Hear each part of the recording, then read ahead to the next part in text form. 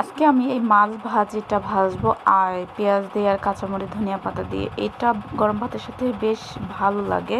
আসসালামু আলাইকুম, কেমন আছেন সবাই? আশা করি ভালো। আমিও বেশ ভালো আছি। আজকে আমি মাছ ভাজি করব। এর জন্য 3 টুকরা মাছ নিয়ে নিলাম। 3 টুকরা মাছ নিয়ে এর মধ্যে হলুদ, লাল মরিচের ফাঁকে লবণ দিয়ে সুন্দর করে আমি মেখে চেখে নেব।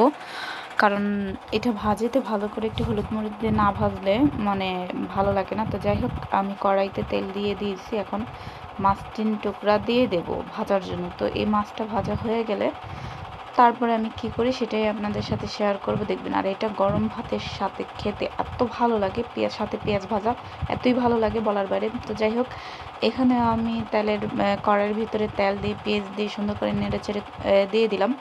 তো এটা হওয়ার জন্য এটা আরেকটু হলে আমি এর ভিতরে একটু হলুদ অ্যাড করে দেব, যাতে একটু হলুদ হলুদ লাগে। হলুদ অ্যাড